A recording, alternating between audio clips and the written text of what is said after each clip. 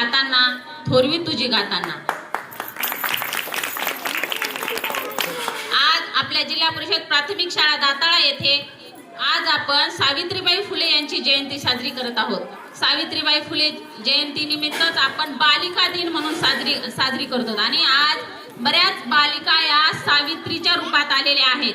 सावित्रीबाई फुले यांचं अनुकरण करत त्यांच्या वेशामध्ये त्या आलेल्या आहेत. हे खूप चांगली गोष्ट आहे.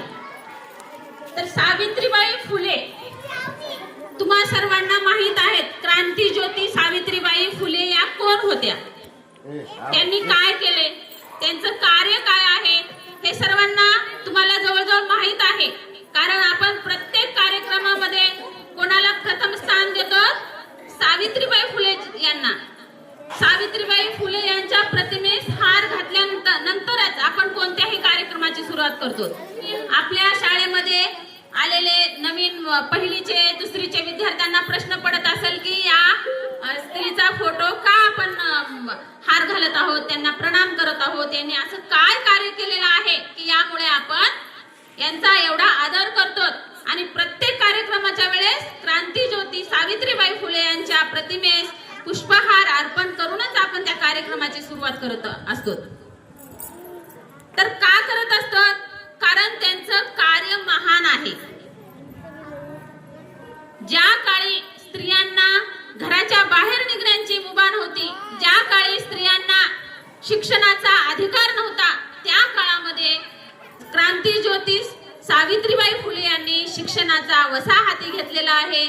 आपण स्वतः शिक्षण घेऊन त्या सुरुवातीला शिक्षिका, नंतर प्राध्यापिका, मुख्याध्यापिका या पदावर जात त्यांनी शिक्षणाचा वसा घेऊन मुलींना शिक्षण देण्याचं मोठं महान कार्य केलेलं आहे.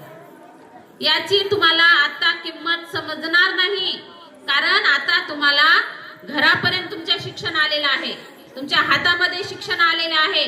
मोबाईल, पुस्तकं, इंटरनेट या सर्वांचा वापर करून, तंत्रज्ञानाचा वापर करून आज तुम्हाला सर्वजण शिक्षण घ्या म्हणत आहेत. पण त्या काळी तसं नव्हतं. तर हे सुरुवात करणं फार महत्वाचं असतं. तर शिक्षणाची सुरुवात या सावित्रीबाई फुले यांनी आपल्या मुलींना शिक्षण देण्याचं महान कार्य केलेलं आहे. यामुळेच आपण इथं बसलेलो आहोत आता. तर त्यांनी फक्त शिक्षणाचंच काम केलेलं नाही, तर त्या एक समाजसेविका सुद्धा होत्या. आता तुम्ही कोरोना काळामध्ये पाहिले, कोविड आलं होतं, 2 वर्ष आपले हाहाकारामध्ये गेले. आपले जवळचे नातेवाईक बरेच वारले आणि कशी भयानक परिस्थिती होती हे आपण जवळून पाहिलेलं आहे की नाही? तर याचप्रमाणे सावित्रीबाई फुलेंच्या काळामध्ये प्लेग हा साथीचा रोग आलेला होता. प्लेग हा सुद्धा संसर्गजन्य रोग होता आणि यामुळे सुद्धा एका पाठोपाठ एक लोक मरत होते आणि खेडोपाडी दवाखाने नव्हते, त्यांची व्यवस्था नव्हती. तर अशा वेळी त्या लोकांची मदत करण्याचं महान कार्य सावित्रीबाई फुले यांनी केलेलं आहे. त्या एका गावी गेल्या होत्या आणि एका मुलाला प्लेग झाला, त्याला न्यायची सुद्धा व्यवस्था नव्हती.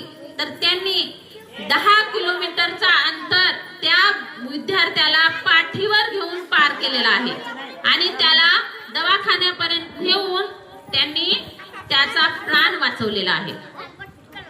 आणि याच काळामध्ये पुण्यामधून लोक प्लेग हा साथीचा रोग वाढत आहे म्हणून गाव सोडून जात होते. तर गाव सोडून गेल्यानंतर त्यांनी स्वतःचा मुलगा यशवंत हा मिलिटरी ऑफिस मध्ये डॉक्टरकी करत होता, पण त्याला त्यांनी तिथून बोलवून घेतलं आणि इथे ये, आपल्या गावामध्ये पुण्यामध्ये ये, इथे तुझी गरज आहे. त्यांनी तिथं दवाखाना टाकायला लावला आणि त्या काळामध्ये त्यांनी लोकांची मदत करण्याचं कार्य केलेलं आहे. म्हणजेच त्या समाजसेविका सुद्धा होत्या. आणि त्यांनी ज्योतिबाराव यांनी त्यांना शिक्षण दिलं. त्यांनी त्याचा फायदा घेऊन स्वतःची प्रगती केलेली आहे. समाजातील प्रत्येक धर्मातील स्त्रियांना शिकवण्याचं कार्य केलेलं आहे. याचप्रमाणे त्यांनी स्वयंप्रेरणेने स्वयंस्फूर्तपणे कविता लेखन सुद्धा केलेलं आहे. तर त्यांच्या कविता या काव्य फुले या ग्रंथामध्ये छापलेले आहेत आणि त्यांचा हा कविता ग्रंथ प्रसिद्ध आहे. आज बघा सावित्रीबाई फुले यांच्या रूपामध्ये काही विद्यार्थिनी आलेले आहेत. काही काळासाठी तरी त्यांना सावित्रीबाई कशा होत्या हे समजलं आहे हे त्यांना. आणि काही विद्यार्थ्यांनी त्यांच्याविषयी आपलं मत व्यक्त केलेलं आहे. ते तर त्यांनी त्या काळापुरतं सावित्रीबाई फुले यांचा अभ्यास केलेला आहे. तर सर्वांनी प्रत्येक विषयामध्ये आपलं ज्ञान वाढवायचं आहे. तुम्ही स्वतःचं ज्ञान वाढवा, माहिती मिळवा आणि बोलण्याचा प्रयत्न करा. बोलण्याने आपले काम बरेच होतात. बोलणे म्हणजेच काय? वाणी. वाणीचं महत्व फार आहे. आपल्या आयुष्यामध्ये वाणीचं महत्व फार आहे. तर तुमची वाणी जर गोड असेल तर खूप कामं होतात तुमचे आणि वाणीमुळेच आपली प्रसिद्धी होते. आणि शिक्षण घेतल्यामुळे तुम्ही उंच पदावर जाऊ शकता. शिक्षण म्हणजे काय रे? अंडरस्टँडिंग पॉवर, म्हणजे प्रत्येक गोष्टीचा अर्थ तुम्हाला समजला पाहिजे. तर तुम्ही शाळेत येता, काही विद्यार्थी शाळेत येतात, ऐकतात, पण त्यांना कितपत समजतं हे पण महत्वाचं आहे. म्हणजे प्रत्येक गोष्ट आपल्याला समजून तुम्ही अभ्यास केला पाहिजे. फक्त ऐकलं आणि त्याचा रट्टा मारला म्हणजे शिक्षण झालं का रे? नाही. तर शिक्षण म्हणजे प्रत्येक शब्द ना शब्द तुम्हाला समजला पाहिजे. त्याचे एक मी उदाहरण सांगते. एक 5वीचा वर्ग होता.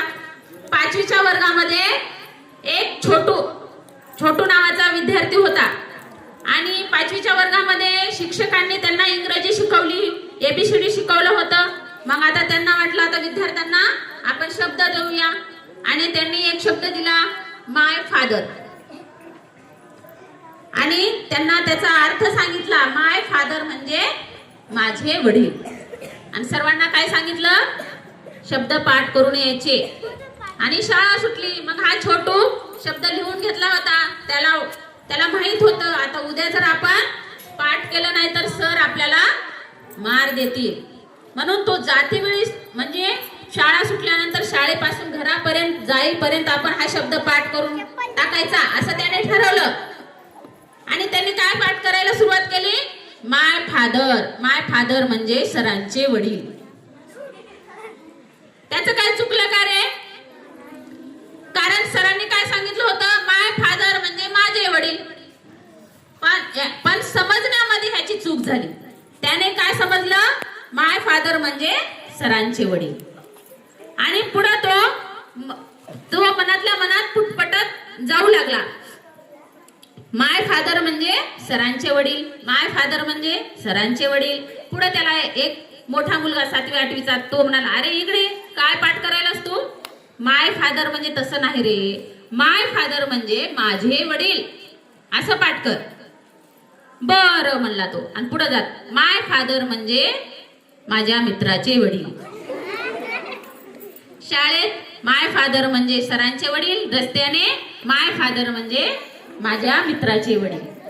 पुढं घरी पण तो पाठ करू लागला. नंतर त्याची आईने त्याला जवळ घेतलं. अरे छोटू असं नाही, माय फादर म्हणजे माझे वडील.